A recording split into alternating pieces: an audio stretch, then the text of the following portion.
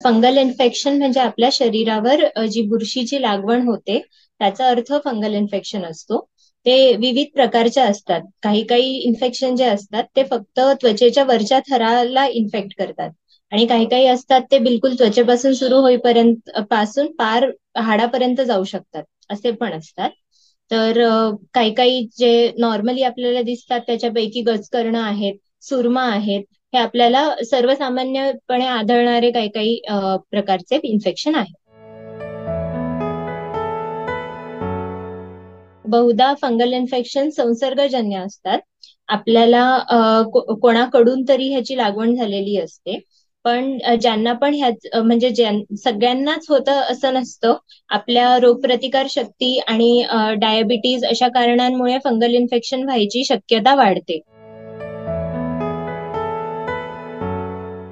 साधारण आपल्याकडे सहसा जे दिसतात हे फंगल इन्फेक्शन पैकी सगळ्यात कॉमन दिसतं असं हे गजकरण आहेत. गजकरण म्हणजे जे लाल रंगाचे जे चट्टे येतात ते. आणि त्या व्यतिरिक्त सुरमा म्हणून जे असतं ते सुद्धा बऱ्याच लोकांमध्ये आढळतं. आणि चिखली किंवा पांढरी बुरशी हे सुद्धा काही फंगल इन्फेक्शन असे आहेत जे बऱ्याच वेळेस नॉर्मल पब्लिकमध्ये दिसतात. या व्यतिरिक्त थोडेसे अजून गंभीर किंवा अजून खालपर्यंत येतील असे मायसेटोमा असा एक प्रकार असतो, जो त्वचेपासनं हाडापर्यंत पूर्ण आपल्याला इन्फेक्शन असं होऊ शकतं. सगळ्यात महत्वाचं म्हणजे गजकरण जे आहेत, जे सगळ्यात जास्त आढळतात, त्यामध्ये डोक्याच्या केसापासून ते नखापर्यंत वेगवेगळ्या प्रकारचे आपल्याला त्याच्यामध्ये लक्षणं दिसू शकतात. केसांमध्ये जनरली एक खाज येते अशी किंवा पावडर सारखं दिसणारे चट्टे असतात.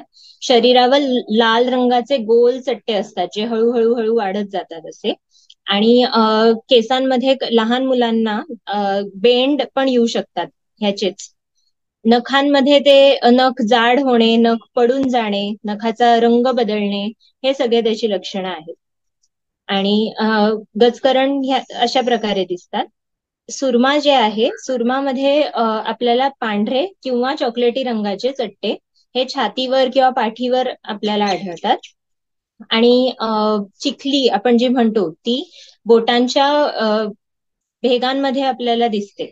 त्या व्यतिरिक्त चिखली ही कुठेही जिथे आपली त्वचा एकमेकाशी घासल्या जाते, जसे की काखेत किंवा जांघेत, इथे पण दिसते.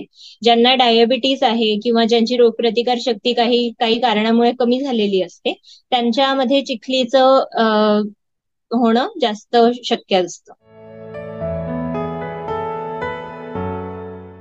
तर आपण जी ट्रीटमेंट देतो ती मलम आणि गोळ्या ह्या रूपामध्ये देतो.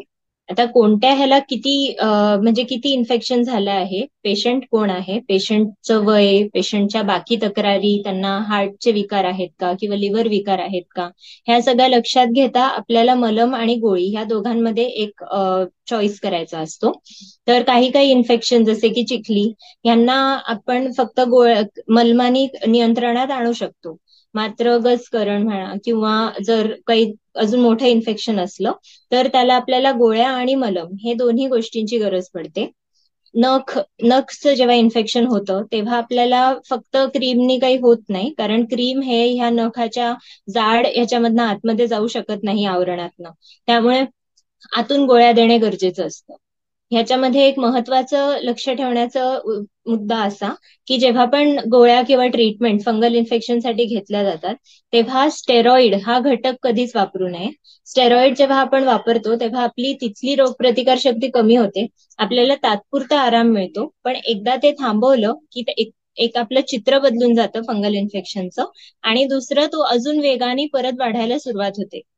त्यामुळे त्याची योग्य ट्रीटमेंट करणं जास्त महत्वाचं. जेव्हा कोणाला फंगल इन्फेक्शन झालेलं आहे आपल्याला माहिती आपल्या आसपास, हे संसर्गजन्य असल्यामुळे आपल्याला काही काळजी घेणं गरजेचं असतं. यामध्ये जर घरामध्ये कोणाला सुरुवात झालेली असली, खास करून गजकरणामध्ये ह्याचं खूप महत्व आहे, कारण ते सगळ्यात जास्त संसर्गजन्य आहे बाकीच्या इन्फेक्शनपेक्षा. आणि आजकाल आपल्या सगळीकडेच ह्याची साथ सारखी आलेली आहे. तर ह्यामध्ये आपले कपडे एकमेकांपासून वेगळे ठेवायचे, ते वेगळे धुतले जाऊन वेगळे वाळवले गेले पाहिजे.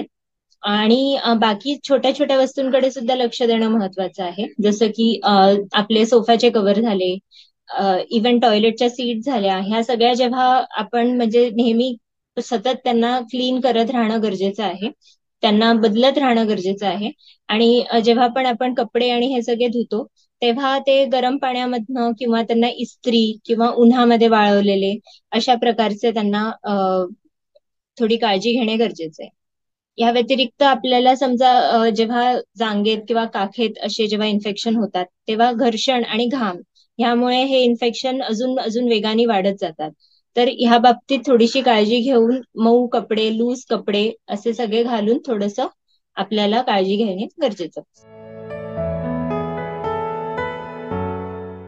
एकदा फंगल इन्फेक्शन जेव्हा होतं, त्यानंतर आपण जेव्हा योग्य ही ट्रीटमेंट घेतो, साधारण गोळ्या 1 ते 2 महिने नॉर्मली लागतात गजकरण असे ट्रीटमेंट ठीक व्हायला. सुरमा आणि चिखली किंवा पांढरी बुरशी जी असते ती थोडीशी लवकर ठीक होऊ शकते. मात्र ते कधी थांबवावं हे आपल्याला पूर्णपणे बघूनच आपल्याला ठरवता येतं. जेव्हा काही काही लोकांना जास्त वेळ सुद्धा लागू शकतो. त्यामुळे गोळ्या आणि मलम जे पण आपण सुरू करणार ते बंद करताना सुद्धा एकदा कन्सल्ट करून बंद केलेलं नेहमी चांगलं. कारण जर आपण आधीच वेळेआधी जेव्हा बंद करतो तेव्हा परत व्हायची शक्यता खूप दाट असते. त्यामुळे एकदा पूर्णपणे इन्फेक्शन गेल्यानंतर काही दिवस 1-2 आठवडे तरी आम्ही सुरू ठेवतो गोळ्या आणि मग त्या बंद करायच्या असतात. मलम खास सुरू राहायला पाहिजे. गोळ्या बंद झाल्यानंतर मलम 14 दिवस पर्यंत पुढे आपल्याला लावत राहायचं असतं.